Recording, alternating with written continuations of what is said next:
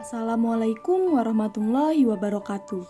Halo teman-teman, perkenalkan kami dari kelompok 7 yang beranggotakan Nova Fionita, Radefa Rahmadiza, Salsabila Putri Prameswari, dan Sarmila. Di sini kami akan membahas tentang sumber daya alam yang dapat diperbarui, mulai dari pengertian, jenis-jenis, sampai dengan pemanfaatan serta pengelolaan sumber daya alam yang dapat diperbarui. Disimak penjelasannya ya. Sumber daya alam yang dapat diperbarui adalah kekayaan alam yang dapat terus ada selama penggunaannya tidak dieksploitasi secara berlebihan. Sumber daya alam yang dapat diperbarui atau dilestarikan adalah sumber daya alam yang dapat diadakan kembali oleh manusia atau secara alami. Sumber daya alam tersebut tidak terbatas jumlahnya. Contoh dari sumber daya alam yang dapat diperbarui yaitu sumber daya alam tanah, air, tumbuhan, dan hewan. Sumber daya alam yang dapat diperbarui memiliki beberapa karakteristik. Di antaranya, yang pertama dapat diperbarui berarti dapat digantikan dengan yang baru. Yang kedua, biasanya berupa sumber daya alam biotik atau makhluk hidup sehingga dapat berkembang biak. Lalu yang ketiga, sumber daya alam yang dapat diperbarui dan berasal dari tumbuhan disebut sumber daya alam nabati. Serta yang terakhir, sumber daya alam yang dapat diperbarui dan berasal dari hewan disebut juga sumber daya alam hewani. Jenis-jenis sumber daya alam. 1. Sumber daya alam menurut sumbernya. Menurut sumbernya, sumber daya alam dibedakan yaitu yang pertama sumber daya alam biotik atau yang disebut organik, yaitu sumber daya alam yang berasal dari makhluk hidup, misalnya kayu, ikan, batu bara, minyak bumi, dan marmer.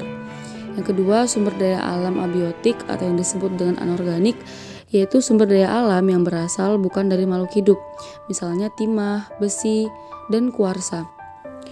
2. Sumber daya alam menurut persebarannya. Menurut persebarannya, sumber daya alam dibedakan menjadi dua jenis. Yang pertama yaitu ada sumber daya alam yang terdapat di mana-mana, misalnya sinar matahari, air, udara, areal pertanian, dan hutan. Yang kedua yaitu ada sumber daya alam yang hanya dapat ditemukan di daerah tertentu saja, misalnya tambang uranium, tambang batu bara, dan tambang emas. 3. Sumber daya alam menurut tujuannya. Menurut tujuannya, sumber daya alam dibedakan atas 3 jenis. Yang pertama, sumber daya alam bahan industri, yaitu adalah sumber daya alam yang umumnya digunakan sebagai bahan dasar atau bahan baku industri, misalnya tanah liat, kaolin, dan belerang.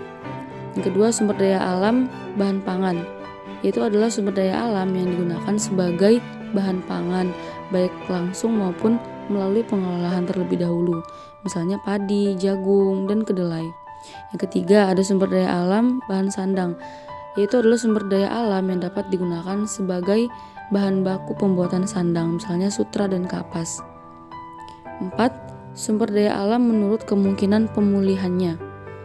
Menurut kemungkinan pemulihannya, sumber daya alam dapat dikelompokkan ke dalam 3 golongan sebagai berikut.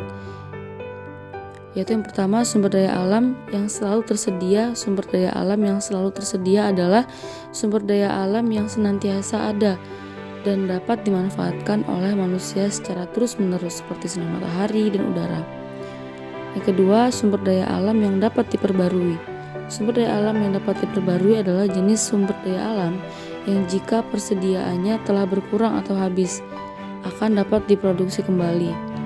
Pembaruan tersebut dapat dilakukan secara alamiah atau bantuan.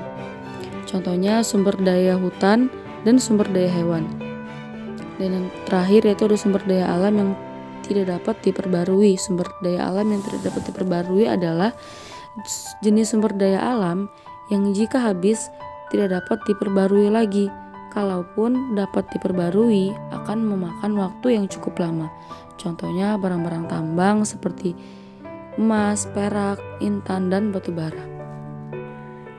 Baik, di sini saya Sarmila sebagai pemateri yang kedua akan menyampaikan materi selanjutnya. 5. Sumber daya alam menurut sifatnya. Menurut sifatnya, sumber daya alam terbagi ke dalam 2 kelompok sebagai berikut, yaitu yang pertama ada sumber daya alam fisik atau anorganik, yaitu sumber daya alam berupa benda mati seperti tanah, batuan, dan udara. Yang kedua ada sumber daya alam hayati atau organik, yaitu sumber daya alam berupa benda hidup yang meliputi kelompok hewan dan tumbuh-tumbuhan. 6. Sumber daya alam menurut lokasinya. Menurut lokasinya, sumber daya alam terbagi ke dalam 2 kelompok sebagai berikut. Yang pertama ada sumber daya alam terestrial, yaitu kelompok sumber daya alam yang terdapat di wilayah daratan. Yang kedua ada sumber daya alam akuatik, yaitu kelompok sumber daya alam yang terdapat di wilayah perairan, baik danau, sungai, rawa, maupun lautan. Yang ketujuh ada sumber daya alam menurut wujudnya.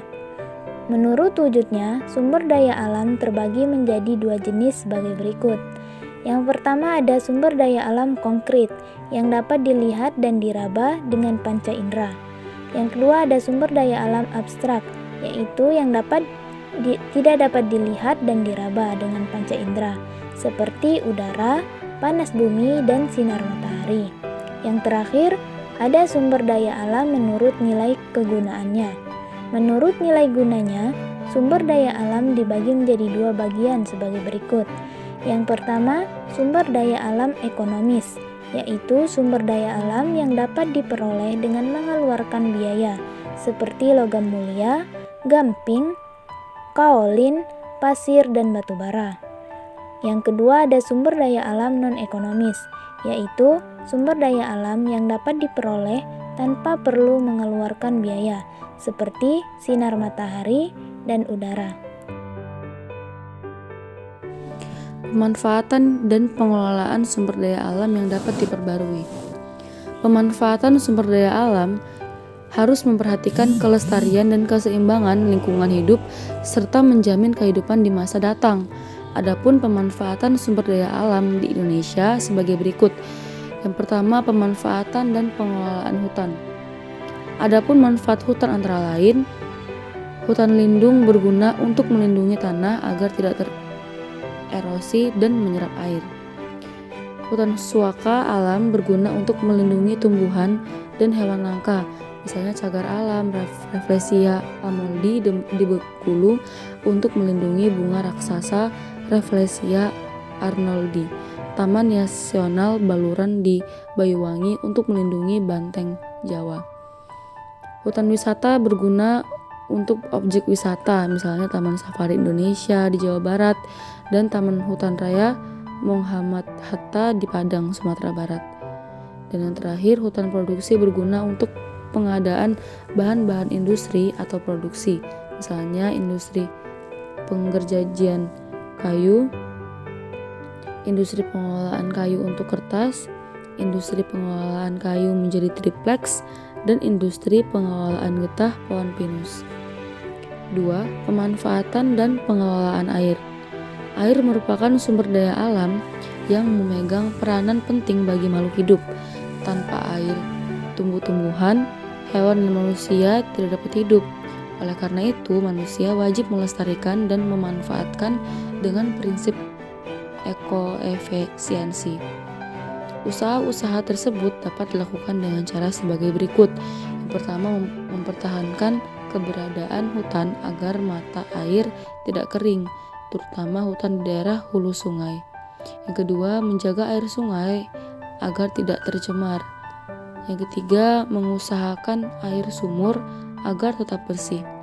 Dan yang terakhir, khusus air laut juga harus dijaga, jangan sampai tercemar. Hal ini dapat dilakukan dengan menjaga pembuangan limbah nuklir atau limbah cair industri secara langsung tanpa penetralan terlebih dahulu, menghindari kebocoran pada kapal tanker pengangkut minyak agar tidak bocor, dan menghindari kecerobohan laut seperti tabrakan antar kapal tanker. 3. Pemanfaatan dan pengelolaan tanah. Adapun usaha yang dilakukan agar kesuburan tanah tetap terjaga, misalnya dengan pengemburan tanah, pemupukan serta penyiraman tanah. Berdasarkan jenis tanah termasuk dalam sumber daya alam abiotik. Upaya untuk menjaga pencemaran tanah yaitu yang pertama, tidak membuang sampah atau limbah sembarangan ke tanah. Yang kedua, tidak mengubur sampah atau limbah di tanah. Yang ketiga, menutupi tanah dengan tanaman dan tidak membiarkan tanah terbuka begitu saja. Adapun pemanfaatan sumber daya alam tanah antara lain, yang pertama, lahan pertanian dan perkebunan.